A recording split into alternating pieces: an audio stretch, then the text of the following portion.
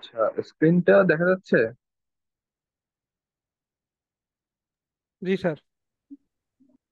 ওকে। আমরা গতকাল হচ্ছে লেকচার 5, মানে গত শুক্রবারে লেকচার 5 কমপ্লিট করছিলাম। তো আর টপিক ছিল আমাদের, আপনারা ট্রাই করবেন ওটা কভার করার জন্য। তো লেকচার 5 এন্ড আমরা অলরেডি যেহেতু অনেক পড়ে ফেলছি, তো লেকচার 6 পর্যন্ত হচ্ছে আমাদের মিডের সিলেবাস সীমাবদ্ধ থাকবে। তো যেহেতু একদম শেষের পথে, আমরা ট্রাই করবো হচ্ছে মানে একটু আস্তে ধীরে পড়ার জন্য আর কি। মানে আমাদের সিলেবাস শেষ প্রায়, কিন্তু ক্লাস অনেক বাকি। তো আমরা ট্রাই করবো কি আস্তে ধীরে পড়ার জন্য একটু। ঠিক আছে, আপনারাও যাতে আস্তে ধীরে শেষ করতে পারেন। লেকচার 6-এ আমাদের টোটাল অনেকগুলো টপিক আছে। এগুলো ছোট ছোট, এগুলো আমরা আহামরি কঠিনও না।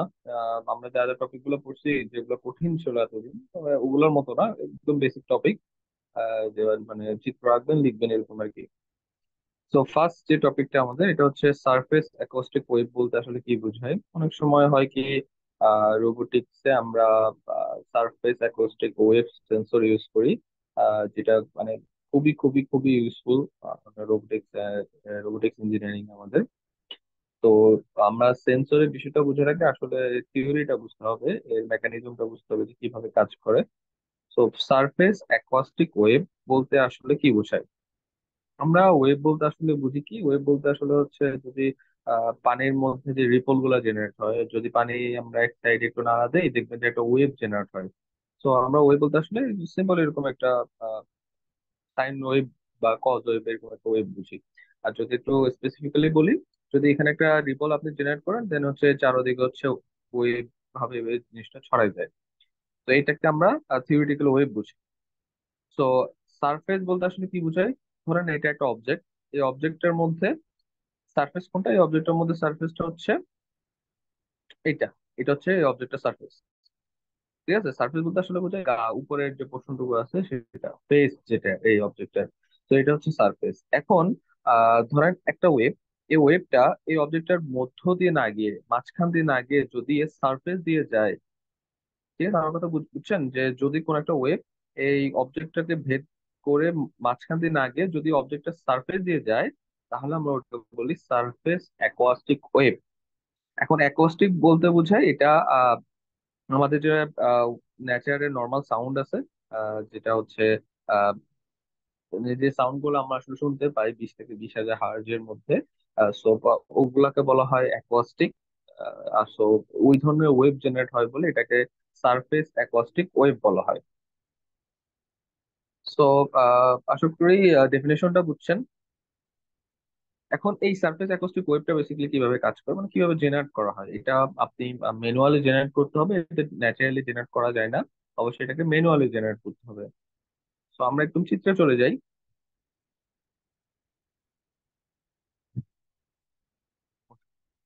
ছোট করি। তো এটা হচ্ছে সেই মেকানিজম। দুইটা চিত্র আছে, দুইটা চিত্রই সেম। এখানে একটা, এখানে একটা, বোথ আর সেম। সমস্যা নাই। আপনারা দুইটাই কিন্তু আঁকতে হবে, একটা আঁকলে হবে না। তো এটা হচ্ছে মেইন যে চিত্রটা, সেটা এটার মাধ্যমে আসলে সারফেস অ্যাকোস্টিক ওয়েভ জেনারেট হয়। আমরা একটু মেকানিজমটা দেখি। এটার আগে আমরা পিজো ইলেকট্রিক ম্যাটেরিয়াল পড়ছিলাম। পিজো ইলেকট্রিক ম্যাটেরিয়াল কি ছিল? পিজো ইলেকট্রিক ম্যাটেরিয়াল ছিল হচ্ছে কোনো একটা ভোল্টেজ যদি আপনি একটা কোনো একটা ম্যাটেরিয়ালে, পিজোইলেক্ট্রিক ম্যাটেরিয়ালে অ্যাপ্লাই, সেটা হচ্ছে আপনার একটা ফোর্স, মানে একটা মুভমেন্ট জেনারেট করতে পারে। অথবা কোনো একটা পিজোইলেক্ট্রিক ম্যাটেরিয়ালে আপনি একটা মুভমেন্ট অ্যাপ্লাই করেন, সেটাতে একটা ভোল্টেজ জেনারেট হতে পারে। তো এটা ছিল আমাদের পিজোইলেক্ট্রিক ম্যাটেরিয়াল। তো আমাদের এই সারফেস অ্যাকোস্টিক ওয়েভ জেনারেটরে পিজোইলেক্ট্রিক ম্যাটেরিয়াল ব্যবহার করা হয়। তো এই এই যে পিজোইলেক্ট্রিক সাবস্ট্রেট লেখা আছে, দ্যাট মিনস যে এই যে পুরো বডিটা, এই পুরো বডিটা কিন্তু পিজোইলেক্ট্রিক সাবস্ট্রেট দ্বারা তৈরি। ওকে। সো এখন আমরা যদি একটু দেখি, একটু ভালোভাবে যদি দেখি, দেখবেন যে আইডিটিএস লেখা আছে, এটা দিয়ে দুইটা অ্যারো দেওয়া আছে, একটা হচ্ছে এটা, একটা হচ্ছে এইটা। এই আইডিটিএস মানে হচ্ছে ইন্টার ডিজিটাল ট্রান্সডিউসার। আইডিটি মানে হচ্ছে ইন্টার ডিজিটাল ট্রান্সডিউসার। তো ট্রান্সডিউসারের কাজ কি আপনাদের যদি মনে থাকে?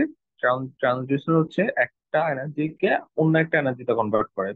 ধরেন আমাদের কাছে একটা বা যদি ফর এক্সাম্পল বলি বায়ু শক্তি আছে, এটাকে হচ্ছে আপনি ও হচ্ছে ইলেকট্রিক্যাল এনার্জিতে কনভার্ট করতে পারে। সো যে ডিভাইসটার মাধ্যমে একটা এনার্জিকে আরেকটা এনার্জিতে অন্য একটা এনার্জিতে কনভার্ট করা হয় সেটাকে আমরা বলি হচ্ছে ট্রান্সডিউসার। সো পিজোইলেকট্রিক ম্যাটেরিয়ালের উপরে দুইটা আইডিটি মানে হচ্ছে ইন্টার ডিজিটাল ট্রান্সডিউসার থাকে দুই প্রান্তে। দুই সাইডে দুইটা ডিজিটাল ট্রান্সডিউসার থাকে। এখন এরপরে মাঝখানে যেটা থাকে মাঝখানেটা বলা হয় সেন্সিং এরিয়া। এই জায়গাতে মূলত ওয়েবটা হচ্ছে মূলত সেন্স করা হয়। ঠিক আছে, এটা হচ্ছে সেন্সিং এরিয়া। এরপরে বাকিগুলো তো নর্মাল। গাইডিং লেয়ার বলতে আসলে বোঝায় দুই সাইডে কাঁচ থাকে এক ধরনের, মানে কাঁচের প্রলেপ দিয়ে উপরে ইয়ে করা থাকে, ওটাকে গাইডিং লেয়ার বলে। আর পার্টিকেল ডিসপ্লেসমেন্ট মানে হচ্ছে ওয়েবটার ডিসপ্লেসমেন্টটাকে বোঝাচ্ছে, কারণ ওয়েবটা তো গেলে এভাবে যাবে অবশ্যই, তাই না? তো একবার উপরে উঠবে একবার নিচে নামবে। তো এটাকে বলতেছে পার্টিকেল ডিসপ্লেসমেন্ট। সো আর প্রোপাগেশন ডিরেকশন, এগুলা হচ্ছে নর্মালি ওয়েভের ডিরেকশন বোঝাচ্ছে, ওয়েভটা কোন দিক থেকে কোন দিকে যাবে, ডান থেকে বামে যাবে নাকি বাম থেকে ডানে যাবে, এটা বোঝাচ্ছে। এখন আসে হচ্ছে ওয়েভটা মূলত, এটা হচ্ছে কনস্ট্রাকশন গেল, মানে এটা কি কি দ্বারা তৈরি। এখন ওয়েভটা কিভাবে জেনারেট হয়, তো আমরা যদি এই চিত্রটা একটু দেখি, তো এখানে দেখবো যে ইন্টার ডিজিটাল ট্রান্সডিউসার যেটা, এটাকে একটু বড় করে দেখাইছে, এই ইন্টার ডিজিটাল ট্রান্সডিউসারটাকে একটু বড় করে এখানে দেখাইছে। তো ইন্টার ডিজিটাল ট্রান্সডিউসারে হচ্ছে এটা এক ধরনের পাত, এখানে দুই ধরনের পাত থাকে। একটা থাকে এরকম এক সাইডে, আরেকটা থাকে অন্য সাইডে, এভাবে হচ্ছে পাত থাকে যেটাকে আমরা প্লেট বলি। তো এই দুইটা প্লেটের একটাতে হচ্ছে দুইটা প্লেটকে অ্যাড করে আমার এখানে ভোল্টেজ দেওয়া হয়। এক সাইড হচ্ছে ভোল্টেজের পজিটিভ দিক কানেক্ট থাকবে, আরেকটা কি আরেক সাইড হচ্ছে নেগেটিভ দিক কানেক্ট থাকবে। ওকে, ব্যাটারি পজিটিভ দিক এক সাইডে কানেক্ট থাকবে, আরেকটা হচ্ছে আরেক সাইডে নেগেটিভ দিক কানেক্ট থাকবে। যখন হচ্ছে ইন্টার ডিজিটাল ট্রান্সডিউসারের সাথে আমরা ভোল্টেজ অ্যাপ্লাই করবো ডিজিটাল ট্রান্সডিউসারে, তখন ওখানে একটা ইলেকট্রিক ওয়েভ জেনারেট হবে। ঠিক আছে, একটা ইলেকট্রিক ওয়েভ জেনারেট হবে। সো যেহেতু ট্রান্সডিউসারটা কি করলো, ট্রান্সডিউসার হচ্ছে জাস্ট ভোল্টেজ থেকে একটা ইলেকট্রিক ওয়েভ জেনারেট করলো। এই ইলেকট্রিক যে ওয়েভটা থাকবে সেটা এই পিজো ইলেকট্রিক সাবস্ট্রেট যেটা থাকবে বা পিজো ইলেকট্রিক ম্যাটেরিয়াল থাকবে, এই পিজো ইলেকট্রিক ম্যাটেরিয়ালটা কি করবে, ওই ইলেকট্রিক ওয়েভকে কিসে কনভার্ট করবে, একটা অ্যাকোস্টিক ওয়েভে কনভার্ট করবে, একটা মুভমেন্ট বা ভাইব্রেশনে কনভার্ট করবে। এই ভাইব্রেশনটাই মূলত হচ্ছে অ্যাকোস্টিক ওয়েভ। ঠিক আছে, যেহেতু পিজোইলেক্ট্রিক ম্যাটেরিয়ালের কাজ হচ্ছে ইলেকট্রিক্যাল সিগন্যালকে মেকানিক্যাল মুভমেন্টে কনভার্ট করা, সো পিজোইলেক্ট্রিক ম্যাটেরিয়ালটা ওই ইলেকট্রিক ওয়েভটাকে একটা মেকানিক্যাল ভাইব্রেশনে কনভার্ট করবে, যেটাকে আমরা বলতে পারি একটা অ্যাকোস্টিক ওয়েভ। ওকে, সো এই ইন্টারডিজিটাল ট্রান্সডিউসারের মধ্যে একটা অ্যাকোস্টিক ওয়েভ জেনারেট হবে। এতটুকু বুঝছেন আপনারা?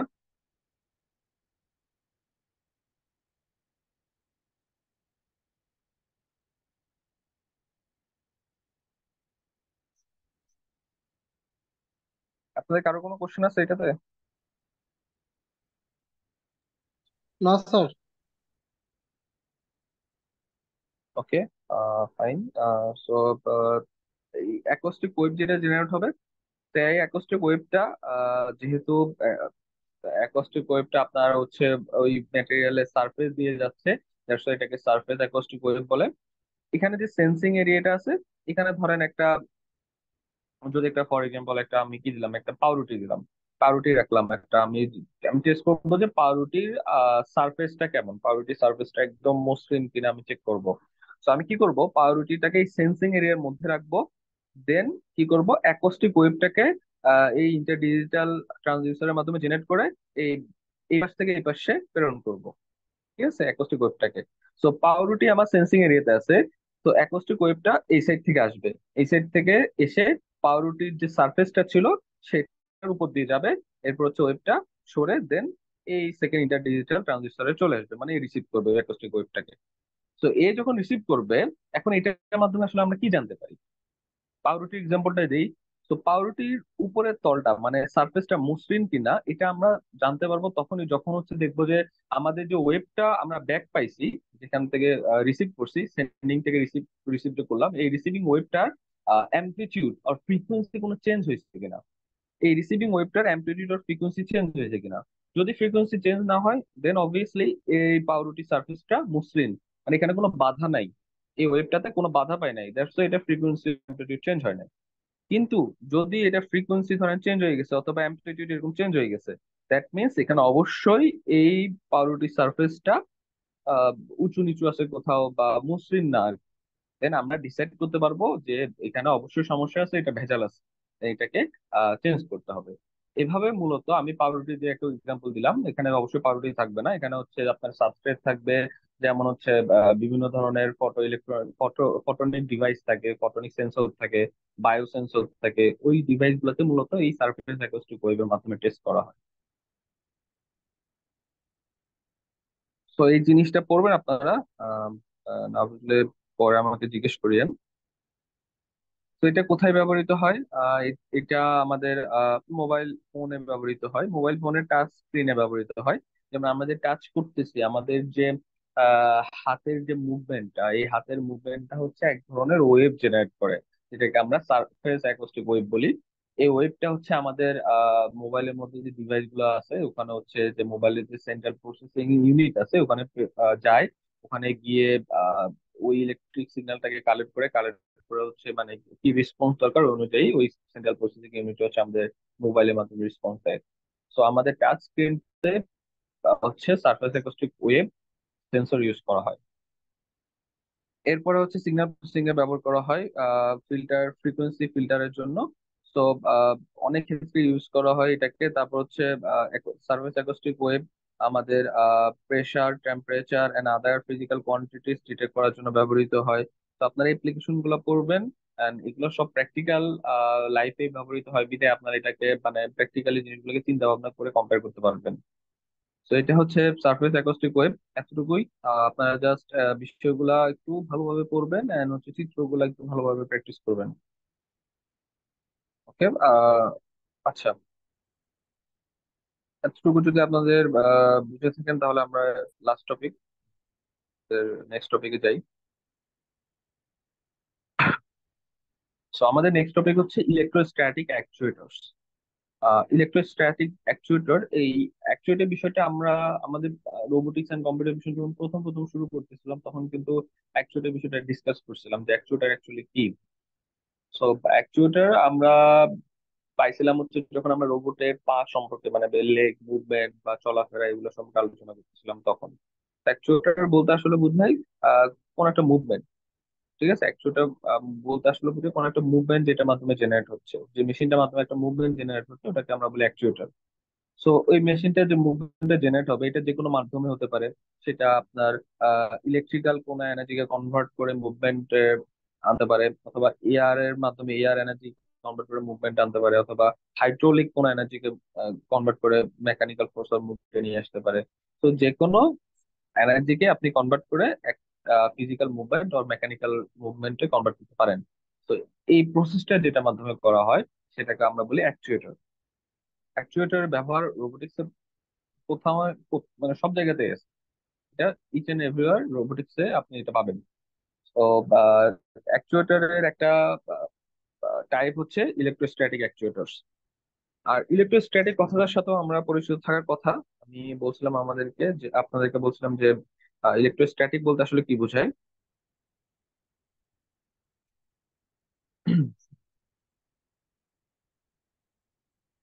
এটা কি দেখা যাচ্ছে? আমি স্ক্রিন শিফট করছি, কনফার্ম করে নিন।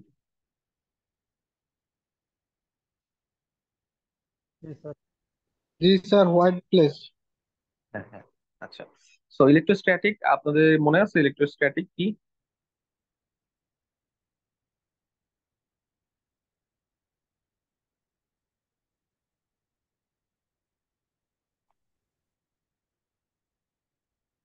তে, মনে না থাকলে সমস্যা নেই, বাট আপনার ডেফিনেশন গুলো অবশ্যই দেখে নেবেন যে ইলেকট্রোস্ট্যাটিক কাকে বলে। স্ট্যাটিক হচ্ছে একদমই সহজ। আপনার আহ, একটা পজিটিভ চার্জ আর একটা নেগেটিভ চার্জকে যখন আপনার একটা পাশাপাশি রাখবেন, তাদের দুইজনকে, অবভিয়াসলি তারা হচ্ছে বিপরীত চার্জ মানে অপোজিট চার্জ পরস্পরকে আকর্ষণ করে, অ্যাট্রাক্ট করে। সো পজিটিভ নেগেটিভ চার্জ হচ্ছে পরস্পর কি করবে, আকর্ষণ করবে। তারা একটা ফোর্সে নিজেদেরকে আকর্ষণ করবে, এই ফোর্সটাকে মূলত ইলেকট্রোস্ট্যাটিক ফোর্স বলা হয়। আর যদি আমরা সমধর্মী চার্জকে রাখি, সমধর্মী চার্জ গুলো পরস্পরকে বিকর্ষণ করবে। বিকর্ষণের যে কারণটা, যে ফোর্সে বিকর্ষণ করতেছে, সেটাকে আমরা ইলেকট্রোস্ট্যাটিক ফোর্স বলি। তো electrostatic force actually charge particle গুলোর মধ্যে অ্যাপ্লাই করা হয়। সেটা আপনার হতে পারে যে দুইটা সমধর্মী চার্জ হতে পারে, তখন হচ্ছে আমরা অ্যাট্রাকটিভ ইলেকট্রোস্ট্যাটিক ফোর্স পাবো। আর যদি দুইটা বিপরীতধর্মী চার্জ হয়, সেক্ষেত্রে আমরা রিপালসিভ ইলেকট্রোস্ট্যাটিক ফোর্স পাবো বা বিকর্ষণ ইলেকট্রোস্ট্যাটিক ফোর্স পাবো। তো এই জিনিসটা হচ্ছে আমাদের অ্যাকচুয়েটরে ব্যবহার করা হয়। আহ, এই ধরনের অ্যাকচুয়েটর গুলো আমরা সব থেকে বেশি পাই মেমসে, যেটা আমরা জানি মাইক্রো ইলেকট্রোমেকানিক্যাল সিস্টেম, যেগুলো তো টাইনি টাইনি ডিভাইস, যেগুলো সেন্সর অথবা টাইনি যে মুভমেন্ট যে ডিভাইস গুলো আছে সেগুলোতে এই ইলেকট্রোস্ট্যাটিক অ্যাকচুয়েটর ব্যবহার করা হয়। তো এই ধরনের অ্যাকচুয়েটর গুলো কিভাবে কাজ করে আমরা যদি একটু দেখি। তো এই ধরনের অ্যাকচুয়েটরের দুইটা পার্ট থাকে, একটা হচ্ছে ফিক্স প্লেট থাকে একটা, এটা হচ্ছে ফিক্স প্লেট, আর একটা হচ্ছে মুভেবল প্লেট থাকে। একটা প্লেট মুভ করতে পারে সেটা হচ্ছে এটা, আর একটা হচ্ছে ফিক্স প্লেট থাকে। এখন একটা ভোল্টেজ সোর্স আপনার মুভেবল টু ফিক্স প্লেটের সাথে কানেক্ট করা হয়, মুভেবল প্লেটের সাথে ফিক্স প্লেট অ্যাটাচ করে একটা ভোল্টেজ সোর্স কানেক্ট করা হয়। এখন ধরেন ভোল্টেজ সোর্সের পজিটিভ দিকটা আমার মুভেবল প্লেটের সাথে কানেক্টেড, তাহলে এই প্লেটটা হচ্ছে পজিটিভ চার্জ পাবে। আর ভোল্টেজ সোর্সের নেগেটিভ যে দিকটা আছে এটা ফিক্স প্লেটের সাথে কানেক্টেড হওয়ার কারণে এই সাইডটা হচ্ছে আমাদের নেগেটিভ চার্জ পাবে। তাহলে দেখেন এই সাইডে হচ্ছে পজিটিভ, এন্ড এই সাইডে কি, এই সাইড হচ্ছে নেগেটিভ, তাহলে এখানে এক ধরনের ইলেকট্রোস্ট্যাটিক ফোর্স জেনারেট হচ্ছে, এখানে অ্যাট্রাকটিভ ইলেকট্রোস্ট্যাটিক ফোর্স জেনারেট হচ্ছে। তো এই অ্যাট্রাকটিভ ইলেকট্রোস্ট্যাটিক ফোর্সের কারণে অ্যাট্রাকটিভ ইলেকট্রোস্ট্যাটিক ফোর্সের কারণে আপনার আহ অ্যাট্রাকটিভ ইলেকট্রোস্ট্যাটিক ফোর্সের কারণে আপনার এই যে মুভেবল প্লেটটা আছে এটা হচ্ছে ফিক্স প্লেটের দিকে নিচে নেমে যাবে, মানে এটা একটু মুভ করবে। ঠিক আছে। এরপরে যখন আপনি ভোল্টেজটাকে সরাই দিবেন, মানে ভোল্টেজটাকে জিরো করে ফেলবেন অথবা ভোল্টেজ সোর্স থেকে ডিসকানেক্ট করে ফেলবেন, তখন এই যে মুভেবল প্লেটটা ছিল এটা আবার উপরের দিকে উঠে যাবে। একটা স্প্রিং কানেক্টেড থাকে এটার সাথে, আপনারা লেখাগুলো পড়লে বুঝবেন। সো স্প্রিং কানেক্টেড থাকে, তখন হচ্ছে এই মুভেবল প্লেটটা আবার উপরের দিকে উঠে যায়। আবার যখন ভোল্টেজ দিবেন সে নিচের দিকে নামে, আবার ভোল্টেজ সরাই দিলে উপরের দিকে ওঠে, এভাবে মূলত এটা মুভ করতে পারে। সো অবশ্যই যেহেতু আমরা অ্যাকচুয়েট মুভমেন্ট নিয়ে আলোচনা করতেছি, একটা ডিভাইস এখানে একটা মুভমেন্ট জেনারেট করতেছে, that's it is an actuator, এটা অবশ্যই একটা অ্যাকচুয়েটর। সেটা হচ্ছে আমাদের ইলেকট্রোস্ট্যাটিক অ্যাকচুয়েটর, যেটা খুবই ইজি, আপনারা ইলেকট্রিক্যালের বিষয়গুলো জানেন, আশা করি পারবেন এগুলা। সো এই ইলেকট্রোস্ট্যাটিক অ্যাকচুয়েটরের ব্যবহার আমি বললাম না অনেক জায়গাতে। তার মধ্যে একটা তো আপনারা মেমস মানে মাইক্রো ইলেকট্রো মেকানিক্যাল ডিভাইস, যেটা হচ্ছে এটা বি নাম্বারে যেটা আছে এটা হচ্ছে মাইক্রো ইলেকট্রো মেকানিক্যাল ডিভাইস, সেটাতে ইউজ করা হয়। আর একটা খুবই খুবই ইম্পর্টেন্ট অ্যাপ্লিকেশন হচ্ছে অপটিক্যাল ফাইবারে ব্যবহার করা হয় এই ইলেকট্রোস্ট্যাটিক অ্যাকচুয়েটর।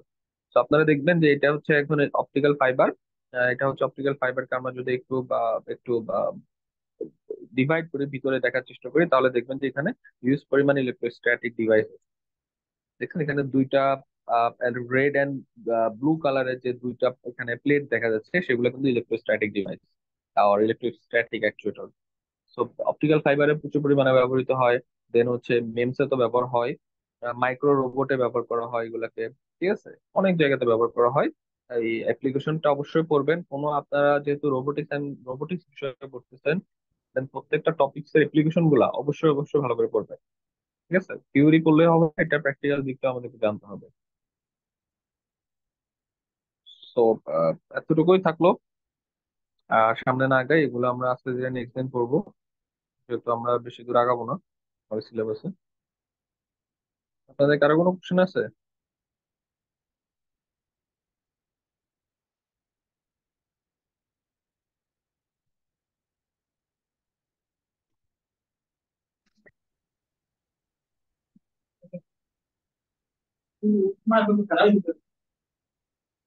কোশ্চেন থাকলে করতে পারেন, কোনো কিছু assignment related or anything need. আপনারা আপনাদের অ্যাসাইনমেন্টটা স্যার অবশ্যই 6 তারিখে। হ্যাঁ। স্যার ওই যে অ্যাসাইনমেন্টের যে স্ট্রাকচার, যে একটা প্রথম প্রশ্নটা ছিল স্ট্রাকচার এন্ড হচ্ছে আহ, বিভিন্ন শ্রেণী ব্যবহার গুলো, তো স্ট্রাকচারে স্যার ওই যে হচ্ছে কি রোবোটিক্স এর যে দুইটা আছে, এ এবং বি আছে অপশন, ওই হুম। পিকচার দুইটা দিতে হবে স্যার। হ্যাঁ হ্যাঁ, পিকচার যদি একটু কথা লিখবেন আর কি। আচ্ছা ঠিক আছে স্যার। আপনাদের বেশিরভাগ কোশ্চেন গুলো কিন্তু পিডিএফ থেকে দেওয়া হয়েছে, আপনারা যদি ধরেন, আমি এখনো কোশ্চেন গুলো ঠিক আমার মনে নাই, but আমি যতটুকু জানি পিডিএফ এ সবগুলো আছে, আপনারা একটু পিডিএফ গুলো দেখবেন, মানে নেটে সার্চ করার আগে আগে পিডিএফ গুলো চেক করে নেবেন। আর কেমিস্ট্রিতে ঠিক আছে। প্রবাবলি আমি কেমিস্ট্রি যারা আছেন এখানে, কেমিস্ট্রি ব্যাচে, তারা মনে হয় দু একটা কোশ্চেন ভাইতেই দিয়েছিলাম, আমার ঠিক মনে আসতেছে না। তো আপনারা একটু সার্চ করে দেখবেন আর কি। এত কঠিন না, বাই থেকে যেগুলো দেওয়া হয়েছে ওগুলো সহজ আছে, একটু প্র্যাকটিস করবেন। ঠিক আছে। ওকে, তাহলে আপনারা হচ্ছে, আমি শেষ করি এখানে, আপনারা অ্যাটেন্ডেন্স হচ্ছে গ্রুপে দিয়ে দিন, ঠিক আছে, এতটুকুই থাকতে হবে।